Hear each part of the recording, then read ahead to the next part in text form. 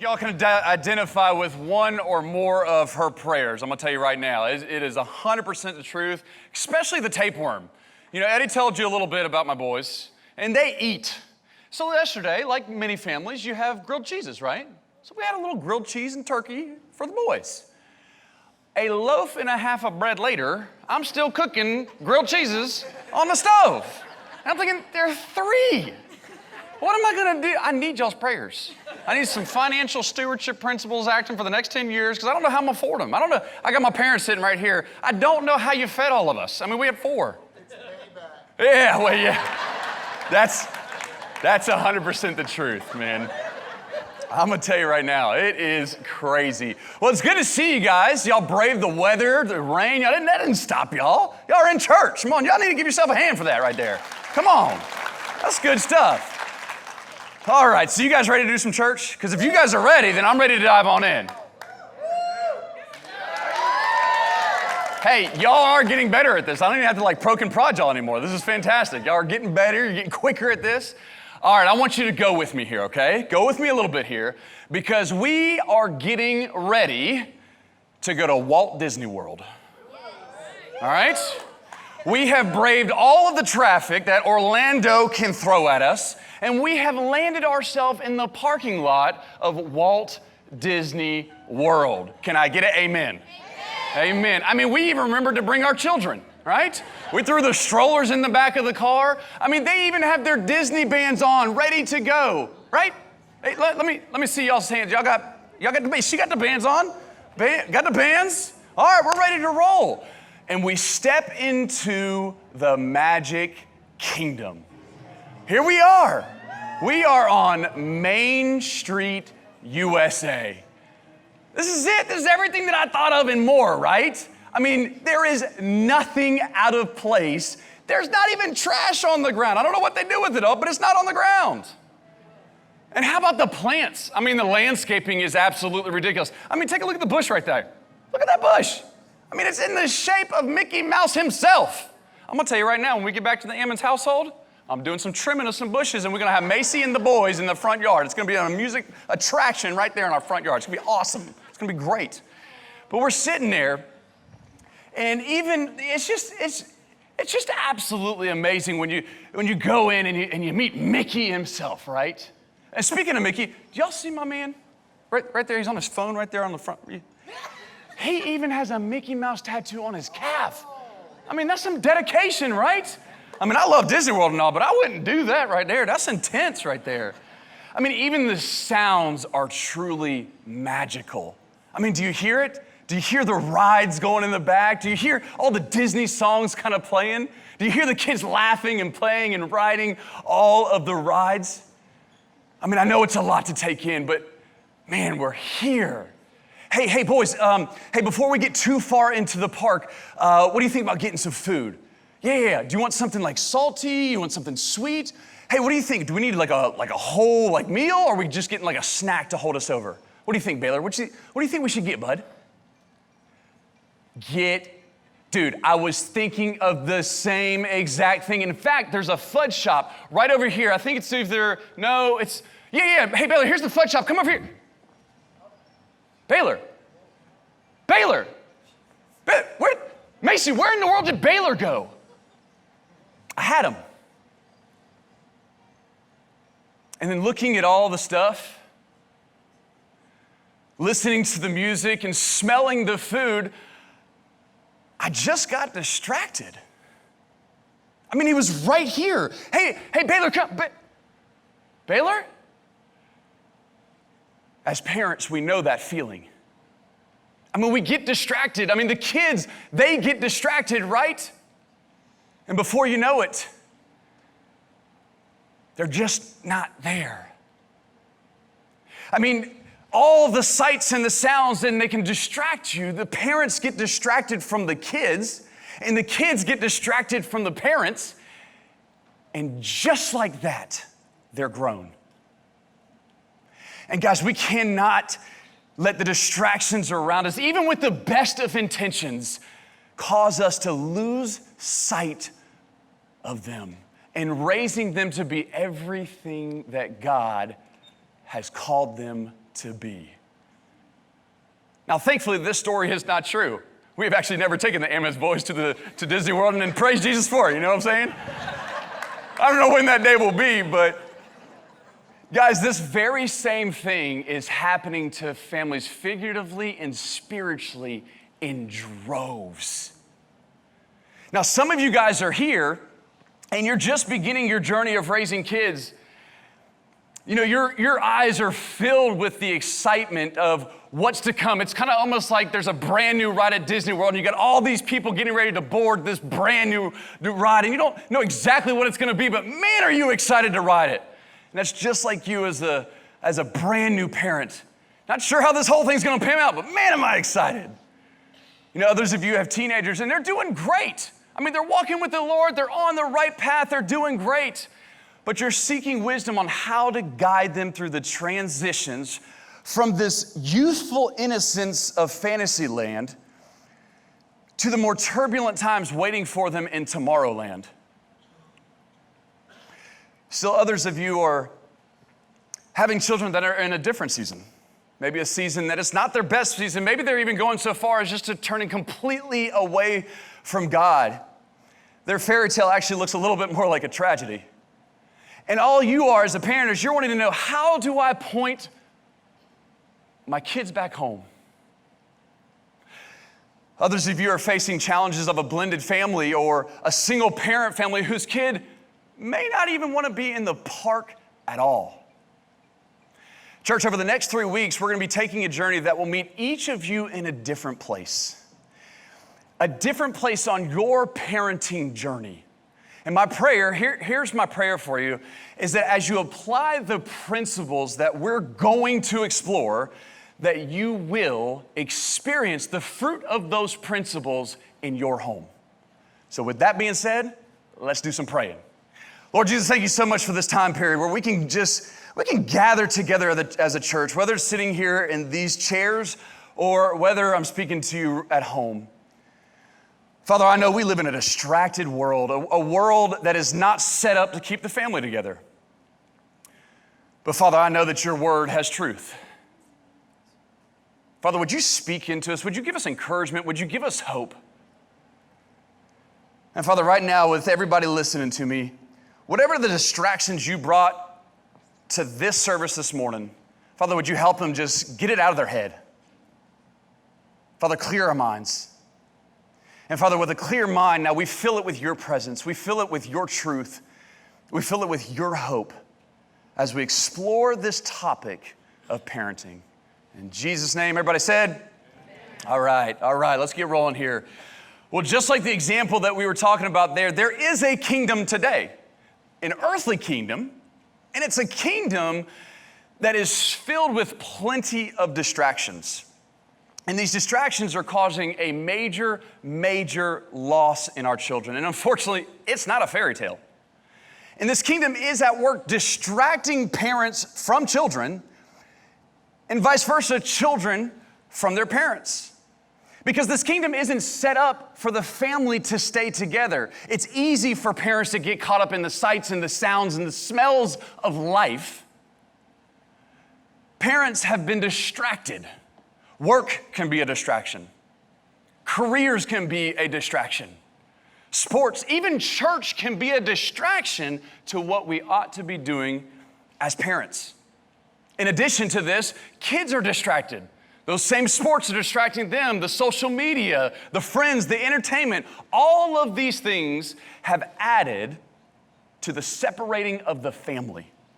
And here's the deal, is that we, as a culture, as a society, we are paying a very high price tag for the breakdown of the family and the loss of innocence, the loss of kingdom values in the next generation. But here's the problem. The problem that we're facing today as a society is that we haven't defined parenting properly. And I'm willing to say that there's even a definition or a wrong definition and an understanding of why did God create kids in the first place? I mean, it's a good question, right? Why did God create kids? And what I want to raise to you today is that there's a definition that goes beyond the traditional version of us just having a family and creating these little kids all around us in the world that we live.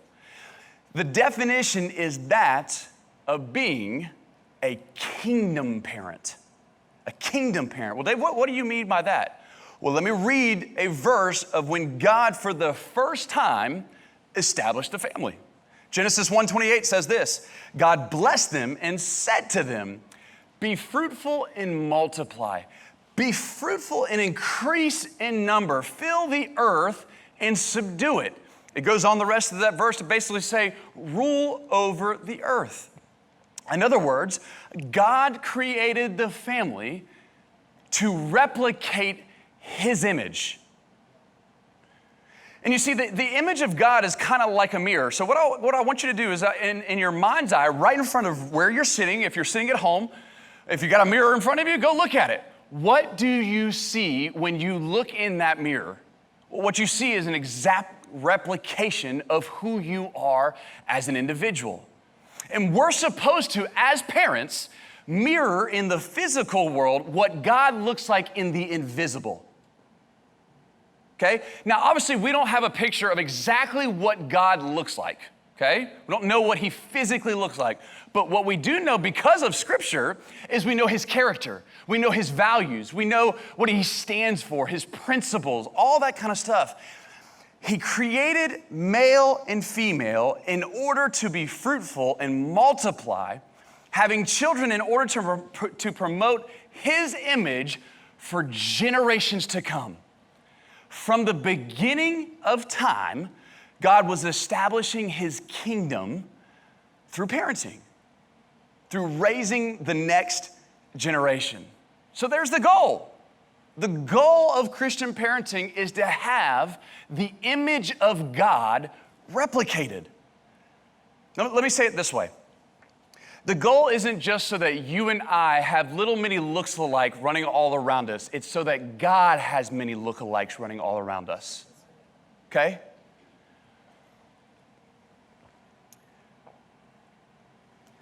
See, when you start to have this understanding of the reason why God created you, that's kingdom parenting. That's our role. And this is possibly why Satan never bothered Adam until the family got started. Why? Because he knew what God was up to. He knew that He was up to replicating His image all throughout history. And having this understanding raises the bar for all of us parents or future parents, because it's not just a social experiment. No. It is one of the most important spiritual jobs that we have.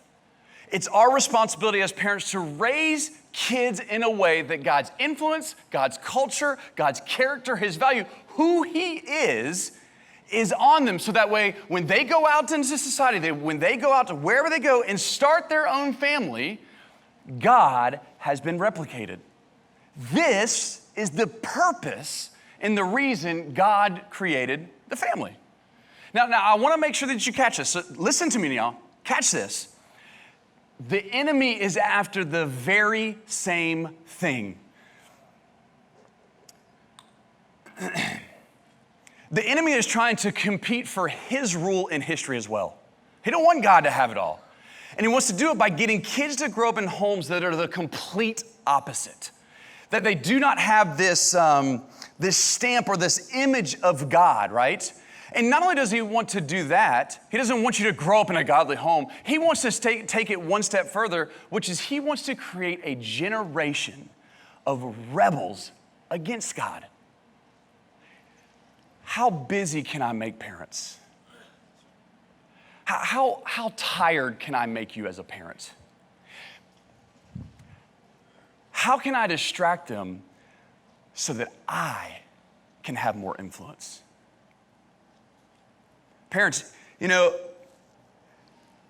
don't you take the night off? I know your child just had their first major breakup and they're trying to figure out where they get value from and how to solve. Hey, take the night off. I'll take care of it. I'll fill that gap in. I'll tell them exactly where they need to get value. I'll tell them how many people they need to get value from too. Hey, parents, hey, don't worry about it. You're tired. I know, hey man, you've been working hard. You've been going all day long. You got so much on your plate. Hey, it would be an honor for me to let you take the night off. I'll fill in the gaps where you don't want to. Let me say it this way.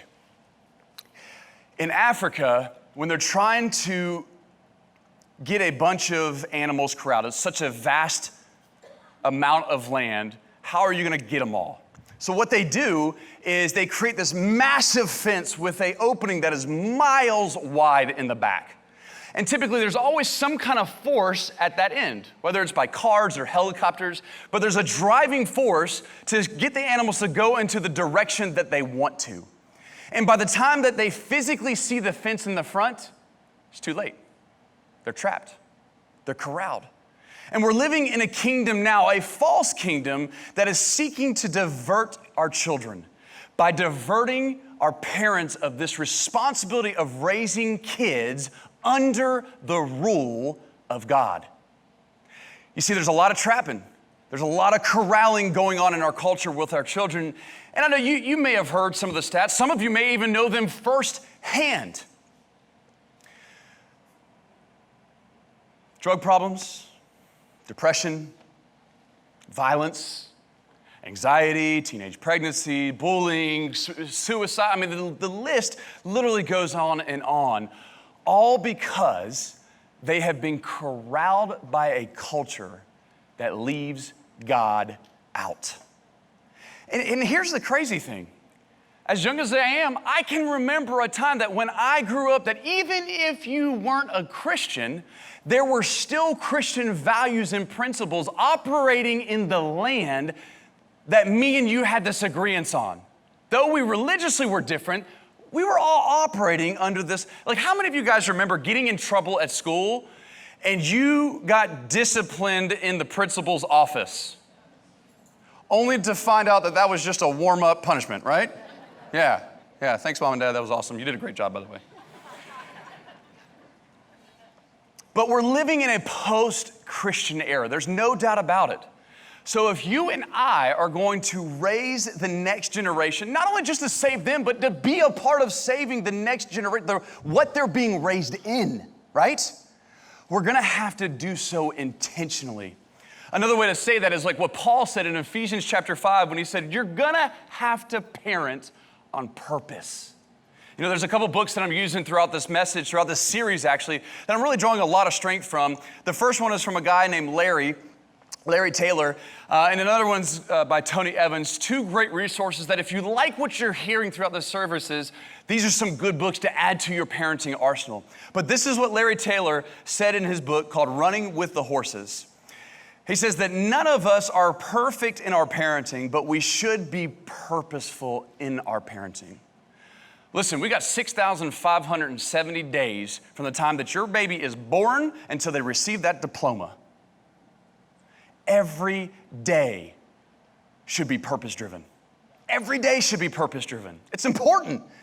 So important is this parenting principle that God said it is through parenting that we will defeat the evil one.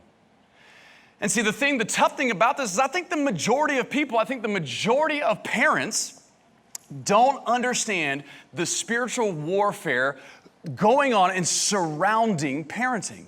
It's why it's so hard, right? I mean, the reason Satan continually attacks the family is that the family was specifically created as the channel through which God's kingdom would be reproduced. I mean, even after Satan got his way, God said that it would be through the seed of woman, Genesis 3, verse 15, that God would crush the head of the serpent. I mean, hear this. It would be through childbearing that the enemy would be defeated. We say, well, yeah, okay, Dave, yeah, that makes sense. I mean, you're talking about the prediction of Jesus coming, right? He's gonna come. That's a good prediction. Okay, I hear you. I understand you. But he goes further because this is what he says in 1 Timothy chapter 2, verse 15. He says that it would be through women having children that God would respond to evil in the culture. So actually, children, in a way, when raised under kingdom rule, of defeating and overcoming the evil one. We, as parents, are a part of God's plan. Church, that's a big deal. I mean, honestly, I think it's pretty cool that from the beginning time, that's what he set up. We are a part of God's plan, and it's a blessing. The Bible actually says that the blessing is in having children. You say, I don't know if I believe you, Dave. Well, Psalms 127 says it. It confirms it right there. You can read it. But you see, this is probably one of the few blessings that we don't want more of. All the other blessings in the Bible are like, come on, God. We just prayed over our offering. We're like, come on, throw open the floodgates. Storehouse is ready. Overflow it, God. Come on, bring it on. And then we get to having kids. We're like, I think I'm good. Yeah, we can stop the storehouse. Yeah, I think we're good. No, but seriously, we all have our capacities. Believe me, I got 4. I'm at my capacity, right? But the Bible is very clear in saying that children are a blessing. They're a blessing. The blessing is in having children. And when we look at our children, I want us to see them that way. Not how much of a burden they can be. You know, we all have isms. We all have this, certain things that drive us crazy, right? We all have that thing. One of my things that drives me up the wall is when you hear parents say something like this. Oh, man, I can't wait till they turn 18. Because why? Then they're going to get out the house. Well, don't be surprised when your kids don't call or come see you, because all they've heard for the last umpteen years is that you want them out the house. No, that's not how we're to think of them. That's not what we're supposed to communicate to them. No, they're a blessing. We need to think about them in that way. We need to communicate it to them in that way. And here's why. Because of the massive spiritual implication with the purpose of replicating God's image for another generation. It's the command, be fruitful and multiply. Parenting is no small thing. I understand, but it's important. And in fact, let me say it this way, guys. Every parent in here who has a child has a spiritual responsibility. You have a spiritual responsibility, and that responsibility does not first belong to the culture. That responsibility does not first belong to the public school system. And I know we live in a day and age that it says, oh, it takes a community. Oh, it takes a village to raise a child. No, it takes a father and it takes a mother. That's what it takes to raise a child. All those extra things, those are extra. If you got that, man, what a blessing. It takes a mother and it takes a father. And I know I don't have time to go into it today. If you may be here and you say, you know what, I'm a single parent, I'm trying to do the best that I can. You know, you may be in here and say, you know what, I've screwed up. Man, I have messed up too far. Again, I don't have time to go into it today, but please, if you don't follow us on social media, follow us on Instagram, follow us on Facebook, because I'm going to be addressing those issues this week. I promise you don't want to miss it, because the Bible has some incredible stories that I believe will not only encourage you if that's the season you find yourself in, but it'll bring you a lot of hope. So follow us. Tune in this week, because we'll be addressing those issues this week on social, okay? But it takes a father and it takes a mother. But what culture wants to do is to remove the mother. Culture wants to remove the father and replace it with cultural influences. And when you replace it with cultural influences, you're taking your kids in the completely wrong direction. Because it's a direction that no longer reflects how God designed it. You know, some sociologists say that we're actually living in what they call the lost generation. There's a pastor theologian right here in the States that actually calls it the rise of the nuns, because it's the first time in society that we're seeing a whole generation of people that actually claim they believe in nothing. Strong statement. And my take on these children is that they are lost, but it's because they're a product of a lost generation. Because parents refuse to parent and who outsource parenting to everybody but themselves. Far too many parents are spending time helping their kids make the team rather than helping their kids make the kingdom. We've got to reverse that order, church. It's got to be in the right direction. You see, because we're not going to miss the ball games. We're not going to miss the practices, but we will miss biblical teachings on Sunday. We will miss the opportunity for biblical instructions in our homes. We will miss the ability to reinforce kingdom values so that they learn to live under the rule of God and what that feels like. Parents, why do we want our kids to be a star on the field, but not fully invest in them being a star in the kingdom? Church, we got a responsibility. And it's to birth this kingdom mentality inside of our children. And here's the good thing, we can do it. We can do it. God put it inside of. Do you think that if God had this as the original intent, the original plan of what he created families to be, that he wouldn't hardwire us with the ability to go back to him? We have this responsibility. We have the ability to do this.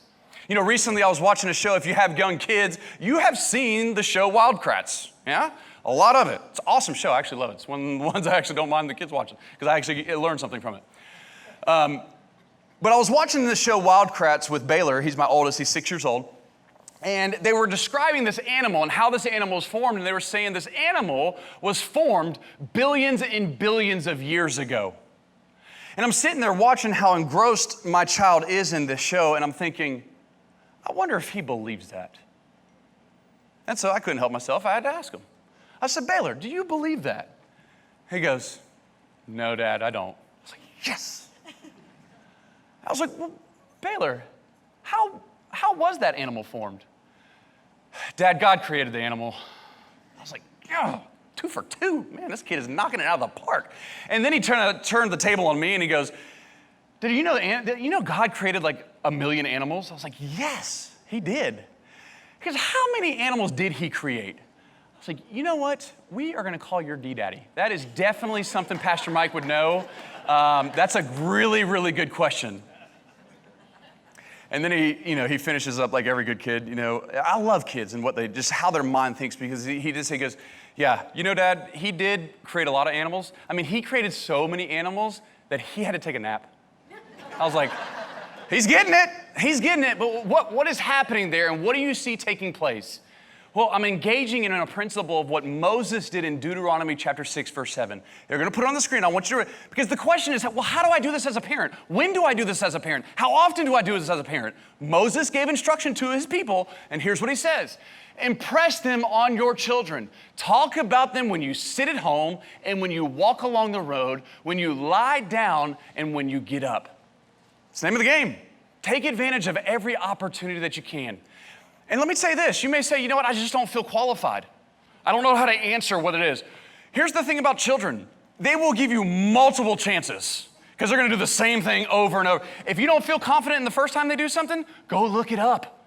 See how to respond to it, because they're going to give you another opportunity. The culture wants your children. The culture wants my children. And you have to do like Nehemiah chapter 4 says, which says you have to fight for your children, and you have to help build inside of them this kingdom mindset. You see, this is the very reason why at Cathedral Academy, we give out an award every single year called the General's Award. It's actually the highest award that you can receive as a kid going through the academy. And every year this award is given to seniors who clearly demonstrate a Christian worldview in his or her daily life. And their character reflects a positive attitude. And when they have these adversities, when life gets really tough, here's what you're also going to see inside of them, is that they have a spirit of an overcomer. And that they have endurance. They don't just give up and throw it all to the wind because life got hard a little bit for them. But no, they have endurance. It's the General's Award.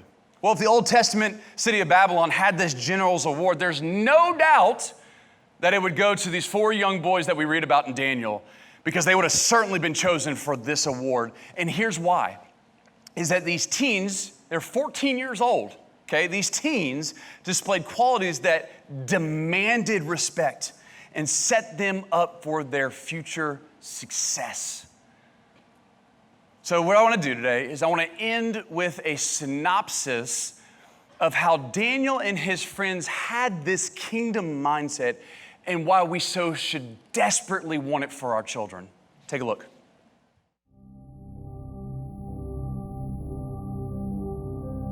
So there's this account in the Bible about this incredible young man by the name of Daniel. And what makes him so incredible is that when he was between the ages of 11 and 14, his country was invaded by the nation of Babylon. And, as was the custom in those days, all of the able-bodied men and women were taken to be slaves for the nation of Babylon. Then once they took those slaves, they would look for the most elite, the youngest, strongest, most intelligent, and they would be selected for a specific program to serve the king of the conquering nation. Well, Daniel was one such young man. He was chosen to be indoctrinated into Babylonian society and become a servant for the king. Now, Babylon was a godless nation. I mean, they were as anti-God as it gets. And the king of Babylon was even worse, just anti-God. And so here you have this young Jewish man, Daniel, who comes from a Jewish home, a God-fearing young man. And he's been ripped from his family. And we don't know what happened to them. At best, he never sees them again. At worst, they were killed. And so how does this young man react to being torn and ripped away from his family? Well, he doesn't seek revenge and he doesn't seek retribution. He goes into this program of being indoctrinated by the Babylonians, and he maintains his faith in God all the way through. Graduates at the top of his class and becomes a servant in the king's court, the very king who ripped him away from his family. And God honors him and blesses him, and he rises to great authority and prominence in the king's court with God's hand on his life. So how does that happen? How does a young boy between the ages of 11 and 14 get ripped away from his God-fearing home and parents and get placed in an anti-God country with an anti-God leader and then thrive? Well, somehow his parents put something into him that served him well. So we pick it up there in verse number 8, and it says this at verse number 8, chapter 1 of Daniel, and it says, "But Daniel was determined not to defile himself." You see, the culture of that time, being placed in a foreign land, being defeated, he was taken out of his Christian environment, and he was put in a completely secular environment. And they threw everything they could at him. They changed his name. They literally did everything. They put him in a school that tried to convince him that their way was better than the way that he was raised, the way that he was raised under Christian values. And he comes to this place where the king tries to throw the last thing that he can at him, which he gives him the choice food and all the party atmosphere. Like, this is the thing that's going to seal the deal. You're going to be mine. The king understood, if I get the youth, I get the future. And we come to this beautiful verse, verse number 8, and it says, "But Daniel."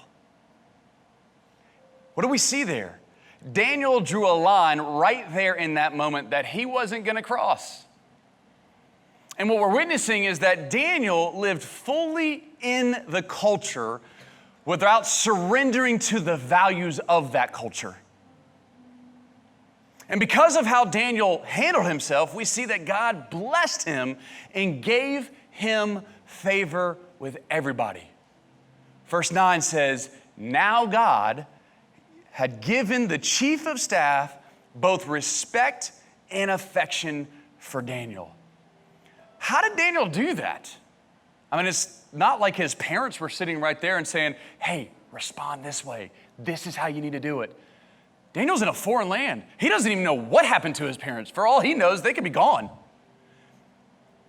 But yet his parents instilled, and how did he make those decisions? How did he display those qualities as an individual? I'll tell you how. He had kingdom parents instilling kingdom values, creating a kingdom child. You know, I'll never forget the first time that I saw Macy. I was in middle school, and she was about 200 feet away, walking across the courtyard of where we were.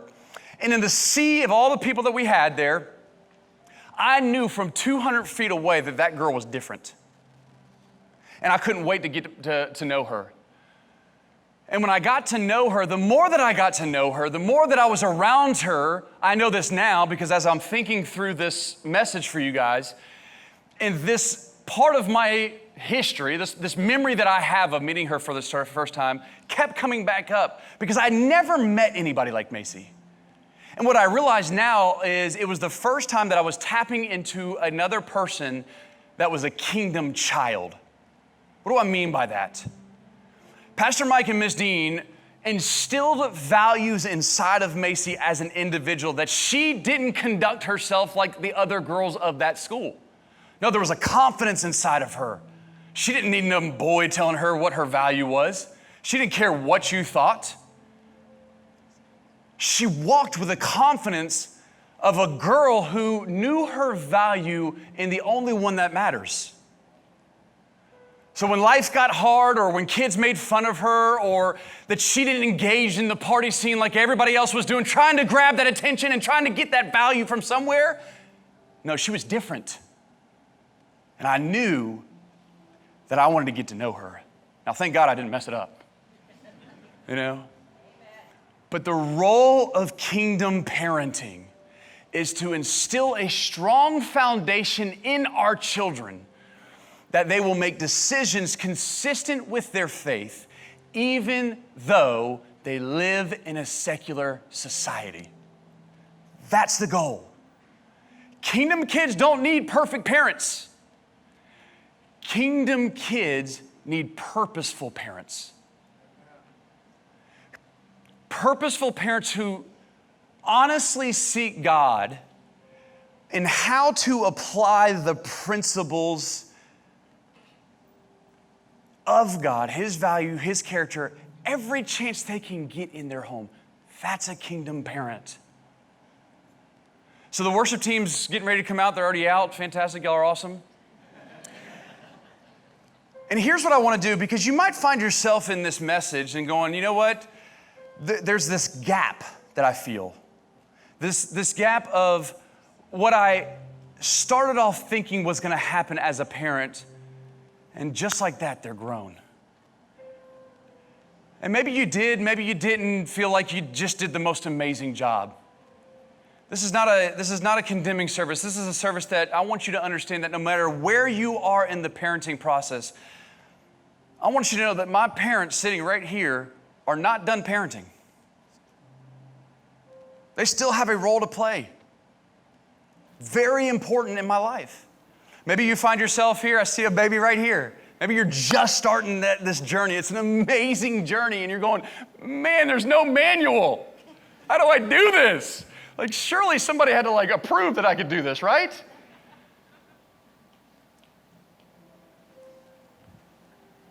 They don't need perfect parents. They need purposeful parents. We're gonna make mistakes. But man, I'm gonna try everything I can do to instore kingdom values. That's the reason God created the family, so we can replicate His image in history. So no matter where you find yourself, one of the things that I love to do when I hear messages that just land on me, sometimes a message will land on me and I'm like, there's this gap that we just talked about. Other times I hear a message and I'm like, that's good. I need to process. So I'm gonna ask the worship team just to worship.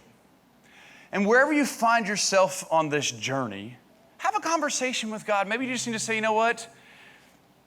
It is what it is. I don't know that I missed a mark, but God, I want to re-up with you. Because it's as simple as that. No matter how far you think you may have messed up or not, invite God. He can turn that ship around just like that. Or whether you're in a phase where you're like, you know what, this is a brand new phase. Man, I need some guidance. I need some wisdom. Invite God. No matter what your situation is, take some time to inventory. Where are you? Invite God into the process and watch what He does. Let's worship.